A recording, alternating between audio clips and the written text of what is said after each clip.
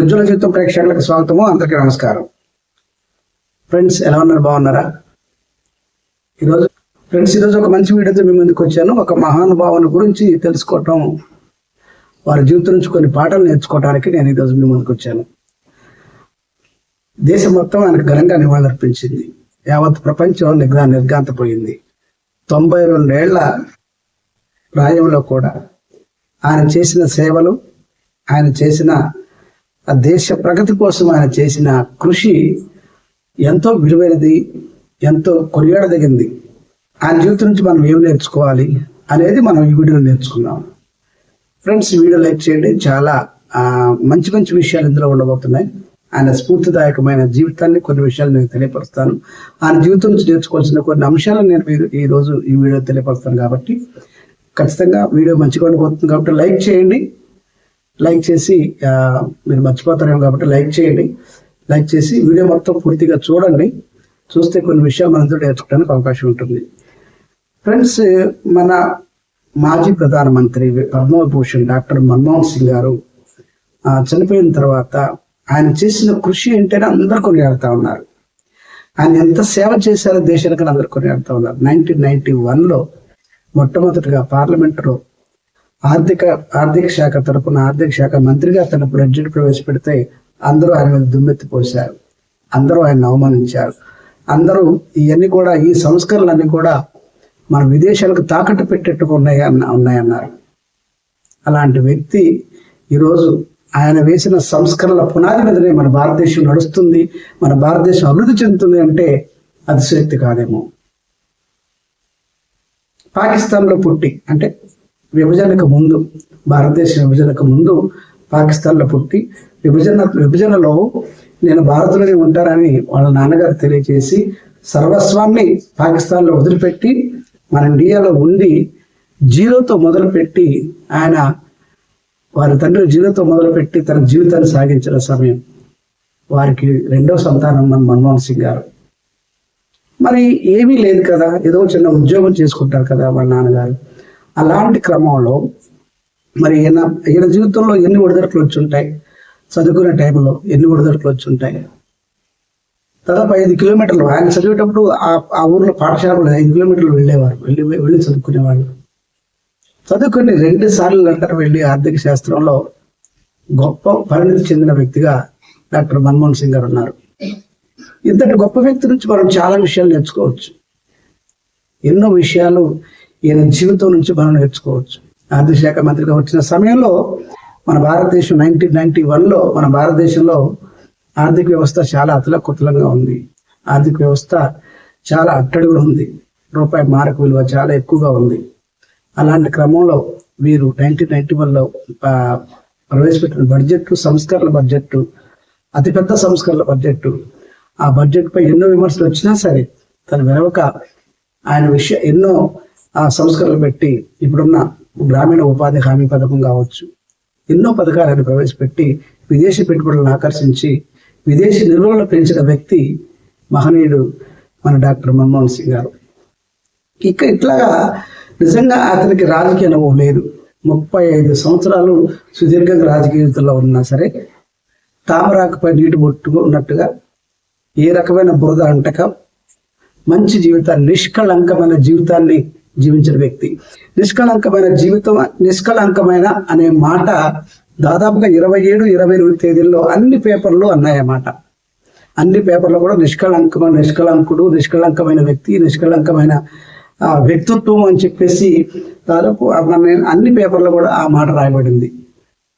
అంటే 30 సంవత్సరాల పైగా రాజకీయ జీవితంలో ఉండి 10 సంవత్సరాలుగా ప్రధానమంత్రిగా ఉండి రాజకీయాలు ఏమాత్రం వంట పట్టక రాజకీయాలతో ఉండి కూడా రాజకీయాలకు అతీతంగా దేశ అభివృద్ధి కోసం ఆయన చేసిన కృషి అవిరళమైనది.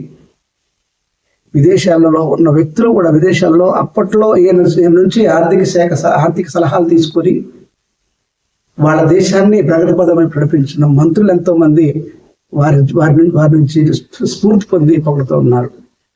మరి ఇలాంటి మనిషి గురించి మనం తెలుసుకున్నప్పుడు ఇలాంటి వ్యక్తులు ఉన్న చాలా గుణాలు మనకు ఉన్నాయి. ముఖ్యంగా 2 గుణాలు ఈ విషయం నేను తెలియపరుస్తాను. ఆ 2 గుణాలు ఏంటంటే సహనము, నిగర్వి తత్వము. సహనము మరియు సింపుల్ సిటీ అంటారు ఇంగ్లీష్లో. నిగర్వి అంటే సింపుల్ సిటీ.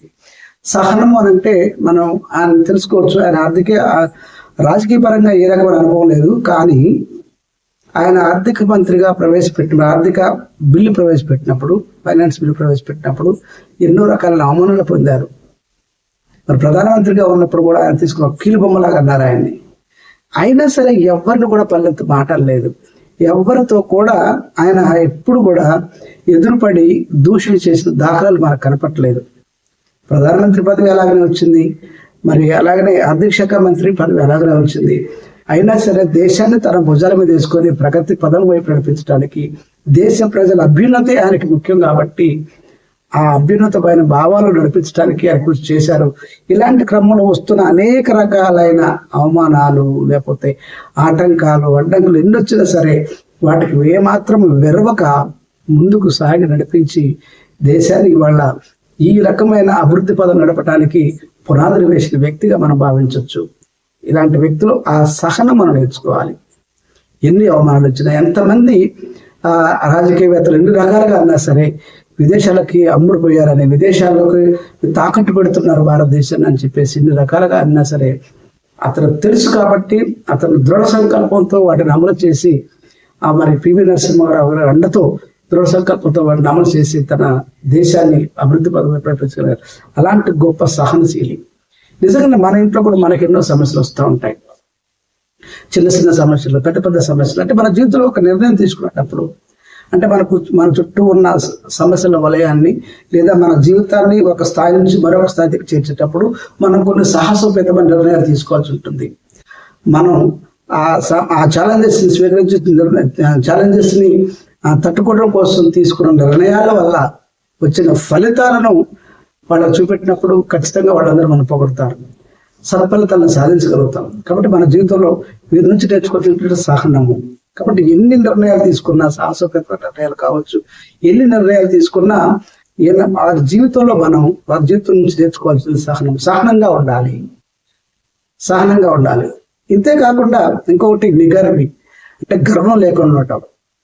ఇక్కడ దాదాపు ఒక యూనివర్సిటీ ప్రొఫెసర్గా ఉండి ఆర్బీఐ గవర్నర్ గాను, అధ్యక్ష కార్యదర్శి గాను, ఆర్థిక మంత్రి గాను, ప్రధానమంత్రి గాను ఉండి కూడా ఎక్కడ నేను ఈ పని చేశాను దేశానికి, ఇక్కడ నేను చేసిన పని ఇది అని చెప్పేసి ఎక్కడ గొప్పగా చెప్పుకోవడం, అక్కడ టీవీలో కానీ ఎక్కడ కూడా లేవు.